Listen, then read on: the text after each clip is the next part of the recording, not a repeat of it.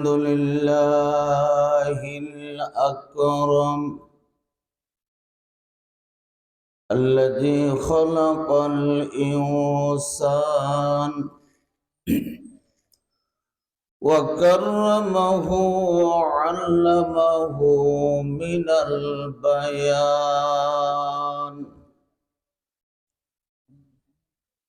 علمه من البيان ما لم يعلم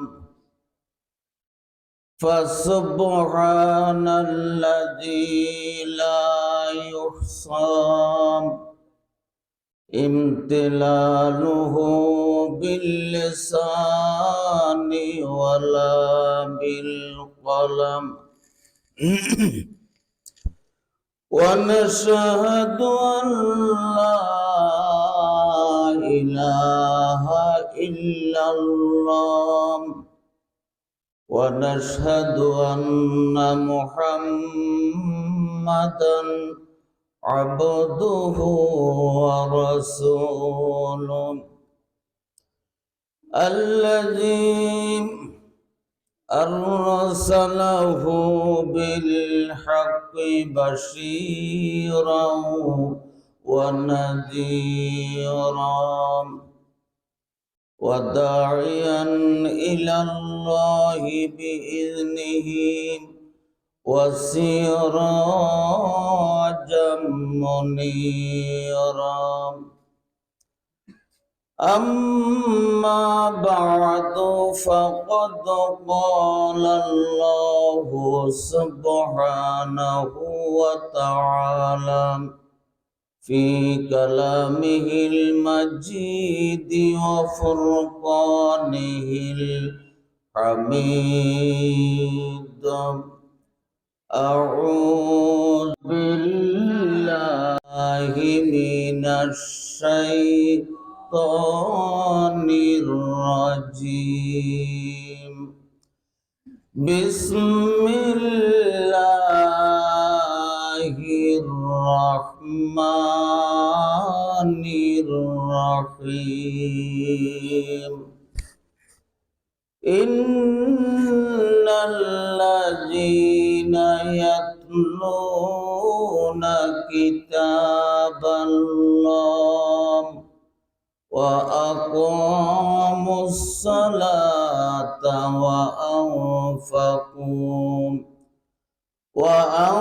وأنفقوا مما رزقناهم سرا وعلانية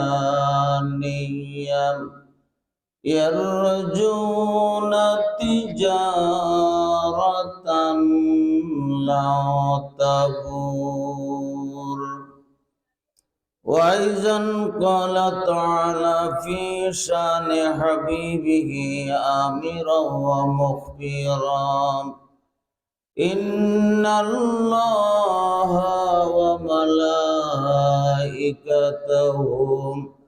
يصلون على النبي يا أيها الذين آمنوا صلوا عليه وسلموا تسليما اللهم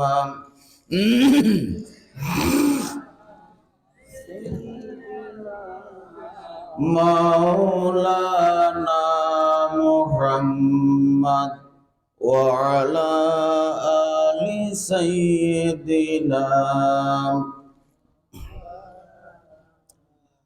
প্রাণ খুলে মুহাব্বতের সাথে পড়ুন আল্লাহুম্মা সাল্লি আলা সাইয়্যিদিনা মাওলানা মুহাম্মদ ওয়া আলা আলি সাইয়্যিদিনা মাওলানা مشرق حب محمد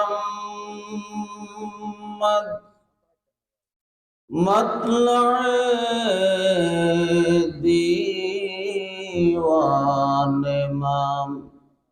مطلع خورشید شکاشت سینه سوزان ما بلغ العلا بكماله كشف الدجى بجماله حسنت جميع خصاله صلوا عليه وآله سبحان الله والحمد لله لا إله إلا الله سبحان الله والحمد لله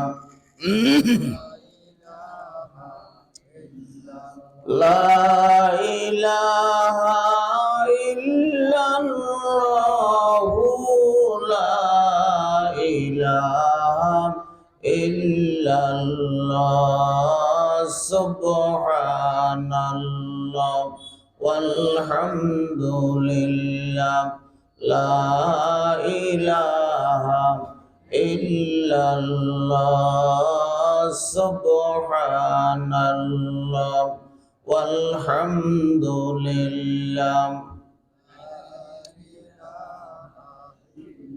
لا إله إلا الله لا إله إلا الله سبحان الله والحمد لله لا إله لا إله إلا الله محمد رسول الله صلى الله عليه وسلم اللهم آمين ربنا ظلمنا أنفسنا وإن لم تغفر لنا وترحمنا لنكونن من الخاسرين আল্লাহ তাআলা জীবনে অনেক অপরাধ করে ফেলেছি, অনেক অন্যায় করে ফেলেছি গো আল্লাহ।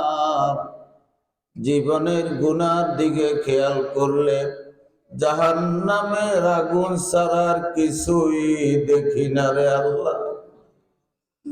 আমার নেকগুলোর দিকে তাকাইলে এতে জান্নাতের আশা করতে পারি না রে আল্লাহ।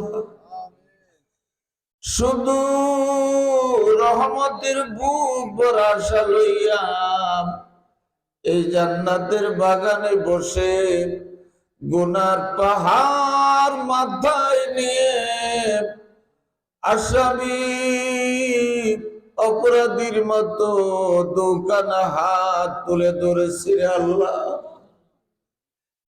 আল্লাহ দুনিয়ার মানুষ যত অন্যায় করে অন্যের কাছে হাত জোড় করে ক্ষমা চাইতে চায় না।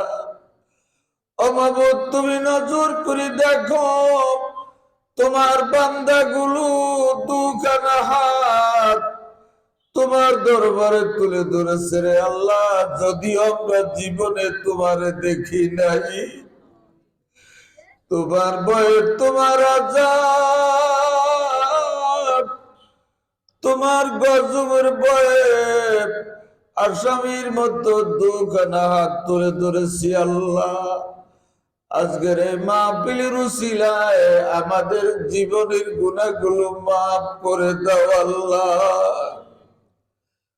ও মাবুদ, এত আদর করে তুমি আমাদেরকে বানাইছো, আর কোন সৃষ্টির এত আদর করে বানাও নাই। এমন আদরের মানুষগুলোকে কেমনে তুমি জাহান্নামের আগুনের মধ্যে জ্বালাইবারে আল্লাহ। এত আদর করে মানুষ আল্লাহ তুমি বানাইয়া আল্লাহ কেমনে দিবা জাহান্নামে ফেলিয়া সকলেরই দরজা হইতে আমরা বিরিয়া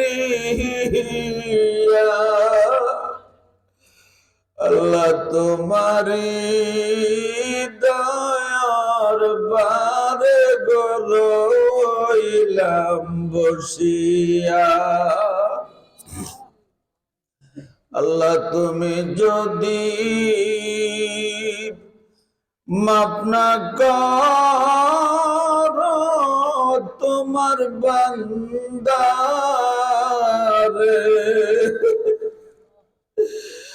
আল্লাহ বলো তোমার বান্দা যাবে কার কাছে মা বাপ যাদের চলে গেছেন আল্লাহ কবরে আল্লাহ নূরের বাতি আলো দিও তাদের দাদা দাদি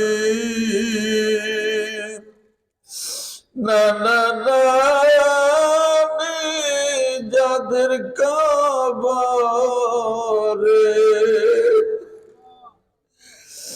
আল্লাহ জান্নাতের সুখ শান্তি দিও তাদের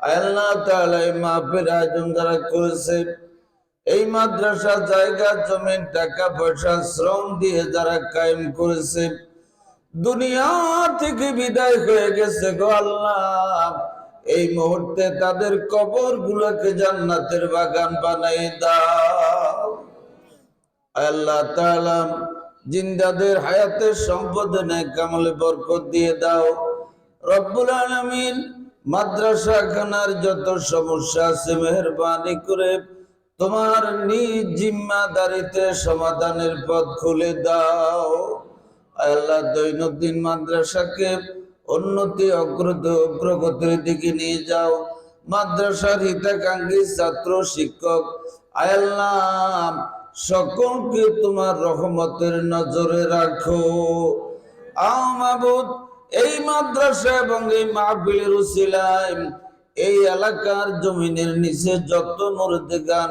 কবরে আল্লাহ এই মাদ্রাসা এবং এই মাহফিলের উসিলায় তাদের কবর আযাব মাফ করে দাও মাবুদ আখিরি ফরিয়াদ তোমার শাহী দরবারে সোনার মক্কা মদিনা না দেখাইয়া কবরে নিও না রে আল্লাহ আল্লাহ স্বপ্ন যুগে তোমার বন্ধুর নূরানি চেহারাটা একটা বার হলেও দেখাইও আল্লাহ যখন মওতের বিছানায় শুয়ে যাব জবানে জারি করে দিও লা ইলাহা ইল্লাল্লাহ মুহাম্মাদুর রাসূলুল্লাহ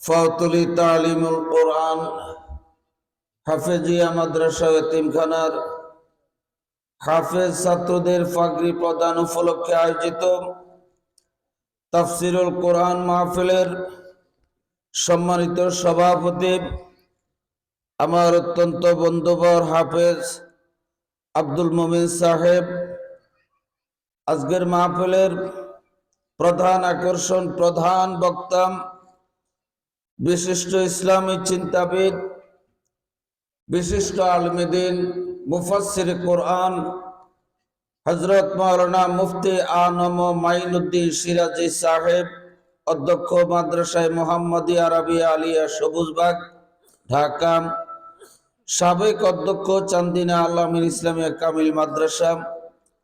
আজকের মাহফিলের বিশেষ মুফাসসির হযরত মাওলানা বিলাল হোসাইন মালিকি সাহেব, আরবি প্রভাষক, শাহপুর ইসলামিয়া ফাজিল মাদ্রাসা।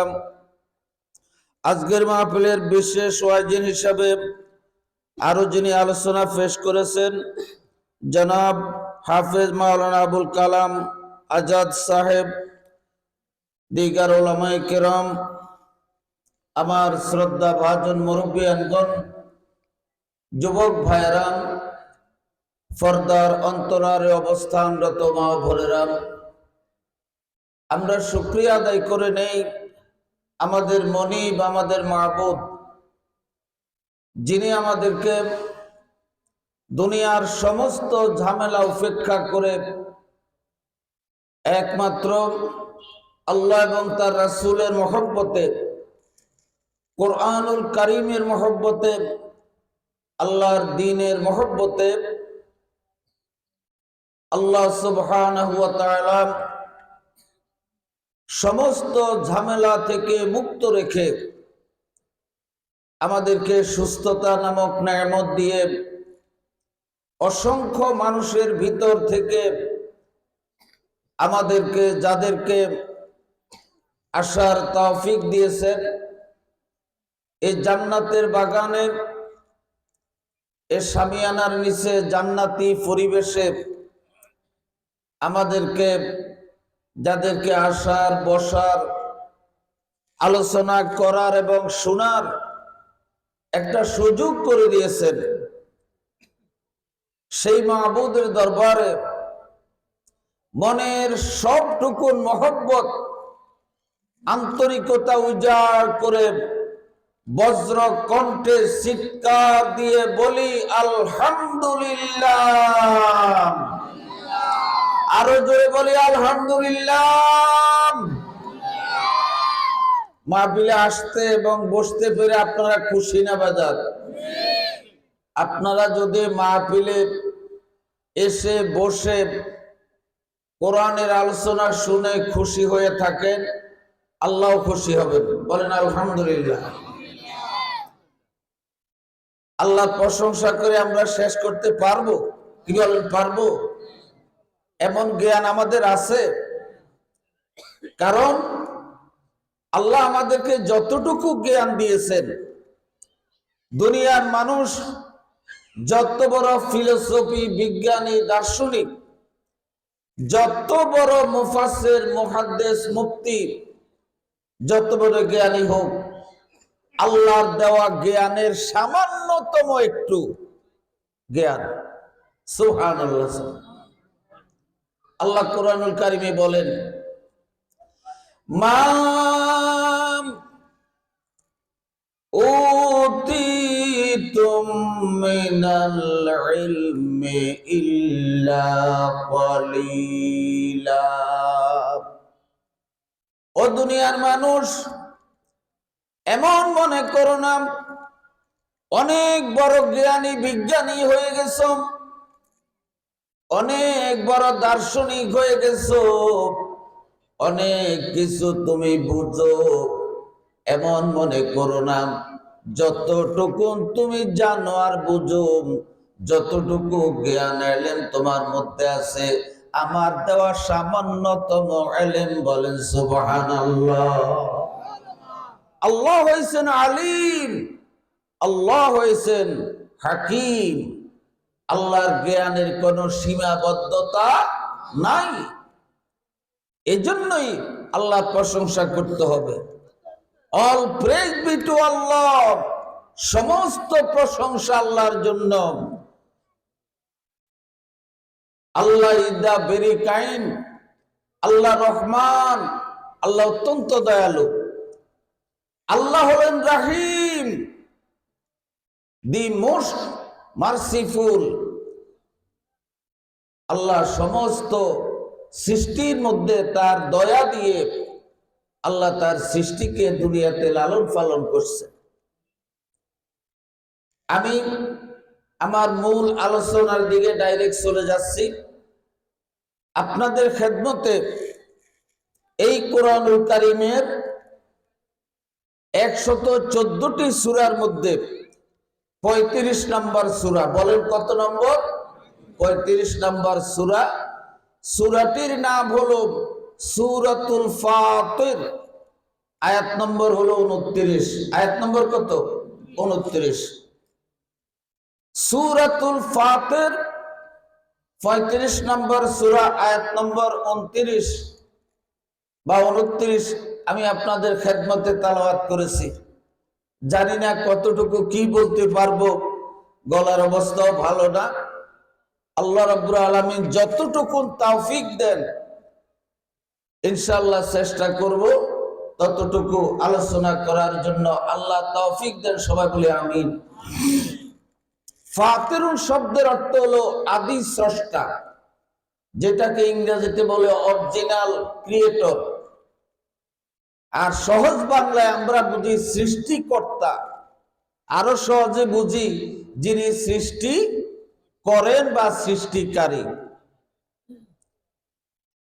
আচ্ছা বলেন তো, আমরা যা কিছু দেখি আর যা কিছু আমাদের ধারণার মধ্যে আছে, এই আকাশ, এই জমিন, এই চন্দ্র, সূর্য, গ্রহ, নক্ষত্র, বৃক্ষরাজি, তৃণরাজি, পাহাড়, পর্বত, তরুলতা, মানব, দানব, পশু, পাখি, যা কিছু আছে সব কিছুর স্রষ্টা, সৃষ্টিকর্তা কে বলেন? আল্লাহ। জোরে বলেন কে? আল্লাহ। এই আল্লাহ রাব্বুল আলামিন এই সূরা ফাতিরের 29 নম্বর আয়াতের মধ্যে একটা বিজনেস, ব্যবসার কথা বলেছেন। এই ব্যবসাটা মানুষ করবে আল্লাহর সাথে। সুবহানাল্লাহ। আল্লাহ এই আয়াতে ঘোষণা দিয়েছেন যে আমার নির্দেশনা মোতাবেক এই বিজনেস, ব্যবসাটা যারা করবে, দুনিয়ার ব্যবসায় লাভ হয়, লস হয়, হয় কিনা বলেন? আমার নির্দেশনা মোতাবেক ব্যবসা যারা করবে, আল্লাহ বলেন তাদের এই ব্যবসা কখনো লস হবে না। বলেন সুবহানাল্লাহ, সুবহানাল্লাহ। আপনারা এমন ব্যবসা করতে রাজি আছেন? আপনারা জানেন ব্যবসা করতে হলে একটা মূলধন, একটা পুঁজি লাগে, লাগে কিনা বলেন? পুঁজি ছাড়া ব্যবসা করা যাবে? পুঁজি ছাড়া ব্যবসা করা যায়। যেমন যারা চুরি ডাকাতি করে তাদের পুঁজি বা মূলধন লাগে না, তবে এর পরেও লাগে, ব্রেন খাটাতে হয়। আগে তো পকেট মারতো, এখন পকেট মারার সিস্টেমটা অনেক কম, এখন আরো বিভিন্ন সিস্টেম বের হয়ে গেছে। তো তার পুঁজি হলো ব্রেন খাটানো, এটা তো একটা পুঁজি, ঠিক কিনা বলেন?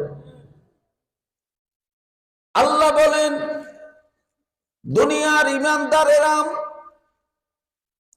এমন একটা ব্যবসা আমি তোমাদেরকে করার জন্য বলবো, আমার দেওয়া নির্দেশনা মোতাবেক মূলধন যদি তোমরা ব্যবহার করে ব্যবসাটা করতে পারো, কখনো তোমাদের এই ব্যবসায় লস হবে না।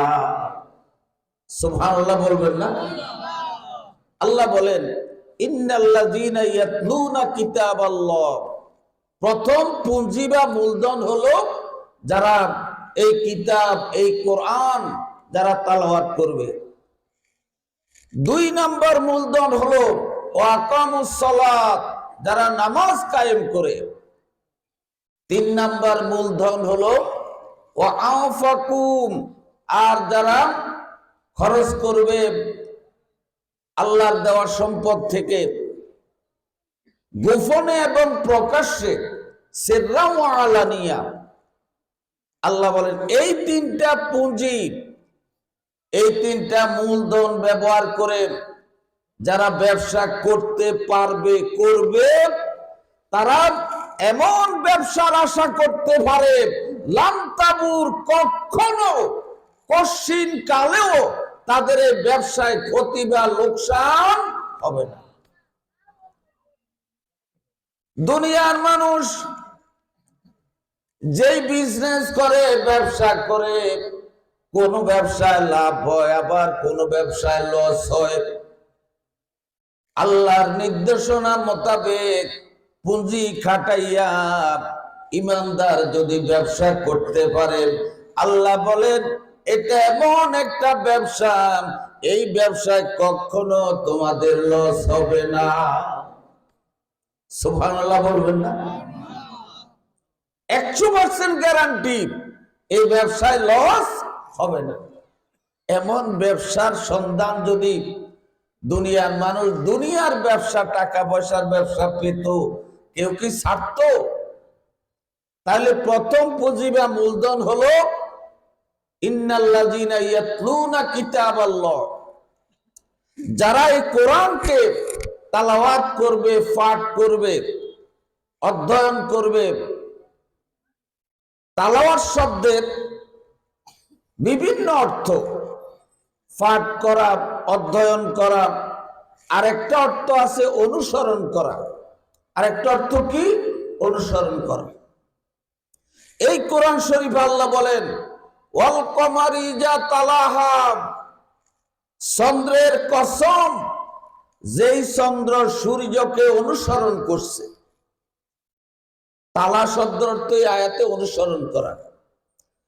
তাহলে বোঝা গেল এই কোরআন তালাওয়াত করতে হবে, এক হরফে 10টা নেকি তালাওয়াতকারীর আমল নামার মধ্যে উঠে যাবে।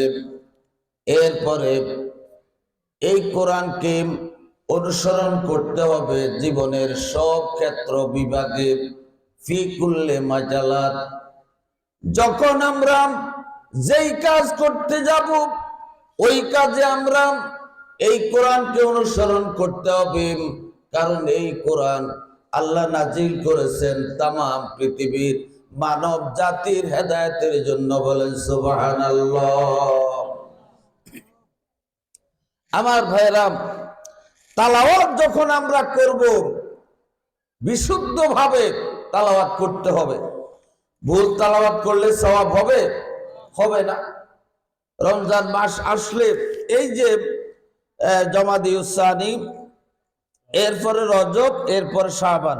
রজব এসে গেছে, মনে আসে নাই, এরপরে রমজান। আলহামদুলিল্লাহ, রমজান মাস যখন আসে, আল্লাহু আকবার, আল্লাহ, তাম বিশ্বের মুসলমানেরা এত বেশি কোরআন তালাওয়াত করে, আর কোন মাসে এমন বেশি তালাওয়াত করে না। এখন তালাওয়াত করলে সওয়াব হবে, যদি অশুদ্ধ ভুল তালাওয়াত করে তাহলে কি সওয়াব হবে? বরং গুনাহ হবে। আর শুদ্ধ তালাওয়াত করতে হলে মাদ্রাসায় পড়তে হবে, শিখতে হবে। সন্তানকে মাদ্রাসায় ভর্তি করাতে হবে, তখন মাদ্রাসায় ওস্তাদ যে ছাত্রদেরকে বিশুদ্ধভাবে কোরআন তালাওয়াত শিক্ষা দিবেন। আরবি হরফ হলো 29টি। কয়টি বলেন? 29টি। মাখরাজ হলো 17টি। মাখরাজ হলো যেই হরফ যেই জায়গা থেকে বের হয়। এই যে আমরা দেখি হলক, এটাকে বাংলা বলে কণ্ঠনালী। এই কণ্ঠনালী থেকে 6টা অক্ষর বের হয়, অর্থাৎ 6টা অক্ষরের মাখরাজ। 3টা মাখরাজ, হামজা, হা, আইন, হা, ওয়াইন, খ। এখন আপনি যদি অশুদ্ধ তালাওয়াত করেন কেমন গুনাহ হবে? নবী আমার ডেকে বলেন, আমার উম্মত এমন কোরআন তালাওয়াতকারী আছে যারা কোরআন তালাওয়াত করে, অশুদ্ধ তালাওয়াত করে, যার কারণে আল্লাহর কোরআন তাদেরকে লানত করে। বলেন নাউযুবিল্লাহ। কোরআন তাদেরকে লানত করে। কোরআনের লানতে যে পড়বে তার উপায় আছে? নির্ঘাসে ধ্বংস হয়ে যাবে, তার ভাগ্যে শান্তি থাকবে না। নবী আমার ডেকে বলে রূপা করিব, এমন কিছু কোরআন তেলাওয়াতকারী আছে, ইয়াকরাউল কোরআন, তারা কোরআন তেলাওয়াত করে, কোরআন পাঠ করে, অধ্যয়ন করে, পড়ে, ওয়াল কোরআন ইয়ালআনুহু, আর আল্লাহর এই কোরআন তাদেরকে লানত করে, বলেন নাউযুবিল্লাহ। এজন্য কোরআন তেলাওয়াত করলে শুদ্ধ করে তেলাওয়াত করতে হবে। শুদ্ধ করে কোরআন তেলাওয়াত করার নির্দেশ আল্লাহ কোরআনের মধ্যে দিয়েছেন।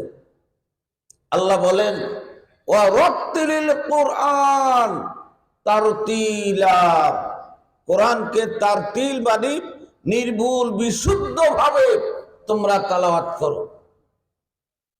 এখন অশুদ্ধ তেলাওয়াত করলে আল্লাহর নির্দেশ অমান্য করা হবে, সওয়াব হবে না, গুনাহ হবে, আরো আল্লাহর লানত বর্ষিত হবে। আল্লাহ আমাদেরকে হেফাজত করে, বলো আমিন।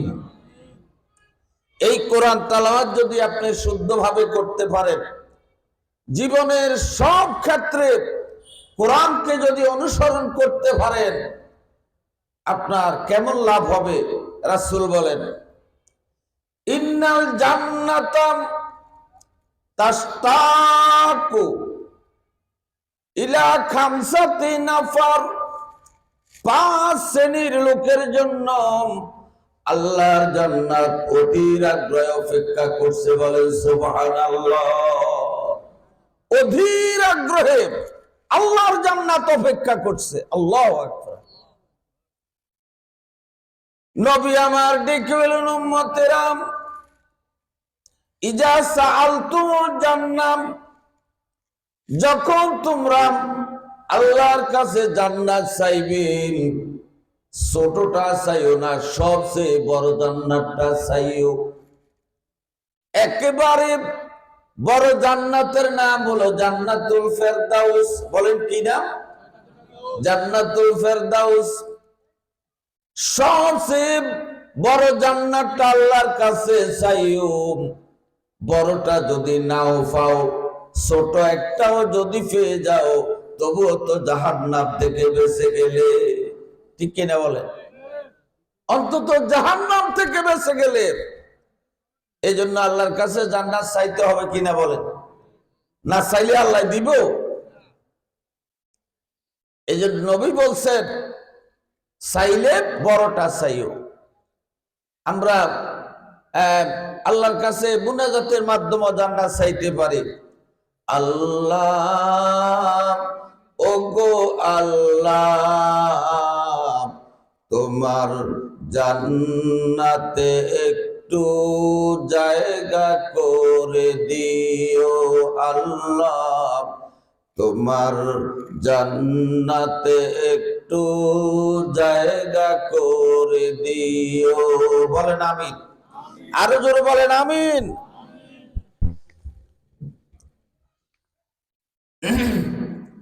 আল্লাহর কাছে না চাইলে আল্লাহ কি দিবে? দিবে না, চাইতে হবে। এই জন্য সব সময় বেশি বেশি আল্লাহর কাছে চাইতে হবে। আর আল্লাহ হলেন দয়ার সাগর।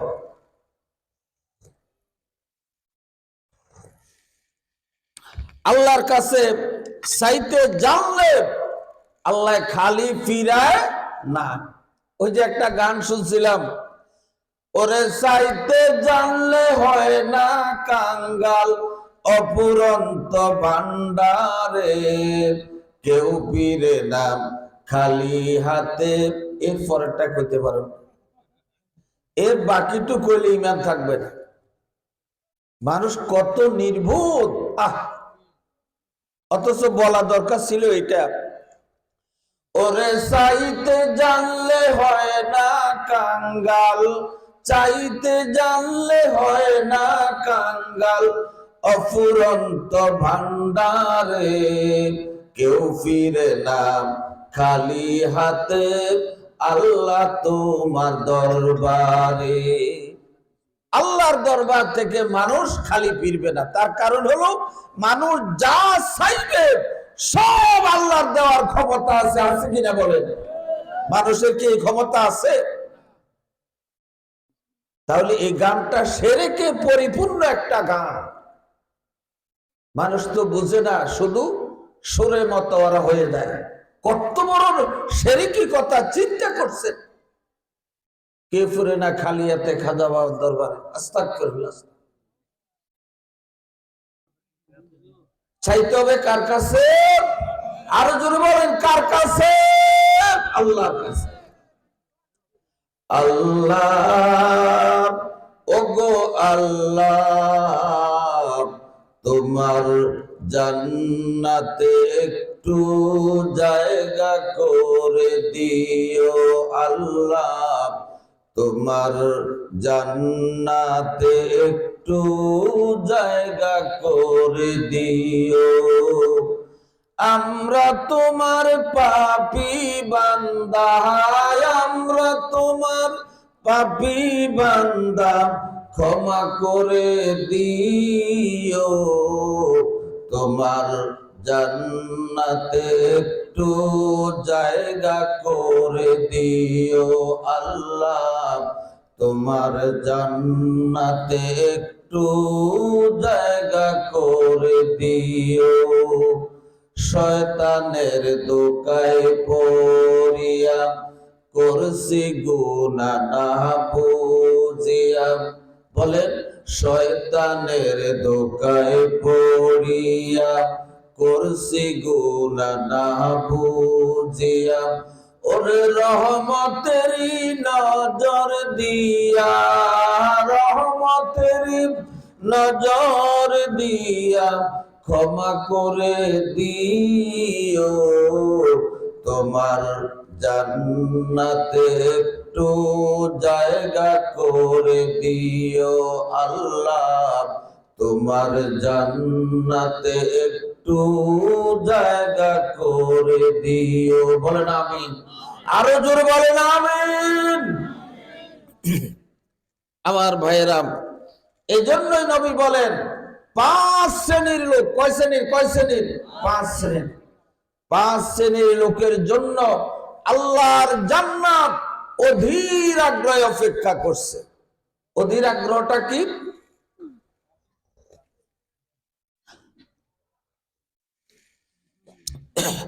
অধীর আগ্রহ কেমন? যেমন মনে করেন এই যে 2 মাস পরে রমজান আসতেছে, যারা রমজানের রোজা রাখে, আসরের নামাজ পড়ে মাগরিবের নামাজের আগে ইফতারির পূর্ব মুহূর্তে ইফতারের সামনে করে বসে থাকে, থাকে কিনা বলেন?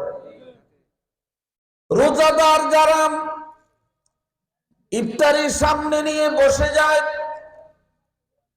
কারণ রোজাদার যখন ইফতারির সামনে নিয়ে বসে যায়, আমার আল্লাহ ফেরেশতাদেরকে ডেকে বলে, আমার ফেরেশতারা নজর করে দেখো, আমার বান্দা সারাদিন খায় নাই, পান করে নাই, পানীয় খাদ্য সামনে নিয়ে বসে রয়েছে, একটা সেকেন্ড, একটা মিনিট আগে ইফতার করে রোজাটা সে ভাঙতে চায় না। আল্লাহু আকবার। পেটের মধ্যে ক্ষুধা, বুকে তৃষ্ণা, সামনে পানীয় বস্তু এবং খাদ্য, একটা সেকেন্ড আগে রোজা খুলতে চায় না, না জানি রোজাটা ভেঙে যায়। এই যে ইফতারের সামনে নিয়ে বসে থাকে, ইফতার করে না, সময়ের অপেক্ষা করে, মুয়াজ্জিন সাহেব কখন মসজিদে আযান দিবে তখন করবে, এর আগে করবে না। এই যে রোজাদার ইফতারের সামনে নিয়ে বসে থাকেন ইফতারের অপেক্ষায়, এটাকে বলে অধীর আগ্রহে অপেক্ষা করা। বলেন সুবহানাল্লাহ। এভাবে যখন ইফতারের সামনে নিয়ে রোজাদার বসে থাকে, আল্লাহর রহমত তাদের উপরে বর্ষণ হতে থাকে। আল্লাহু আকবার। এবং তাদের গুনাহগুলো মাফ হতে থাকে। আরেকটু যদি বলি, মায়ের একমাত্র সন্তান বিদেশ চলে গেছে, প্রায় 10 বছর হয়ে গেছে, সন্তান বাড়িতে আসে না। মার মনে কিন্তু শান্তি নাই। আহারে, মার কলিজার মধ্যে আল্লাহ কেমন মোহব্বতের জিনিস বসাই দিয়েছে। সন্তানের জন্য মার যে দরদ, এটা মা ছাড়া আর কেউ বলতে পারবে না। আব্বার অন্তরে সন্তানের কত দরদ একমাত্র আব্বা বুঝে। সন্তানটা যদি প্রতিবন্ধীও হয়, যদি লুলাও হয়, এরপরেও আব্বা মার অন্তরে সন্তানের মোহব্বত আল্লাহ এমন ভাবে বসায় দিয়েছে, ওই সন্তানের জন্য আব্বা মা জীবন দিতেও দ্বিধা করে না। ঠিক কিনা বলেন?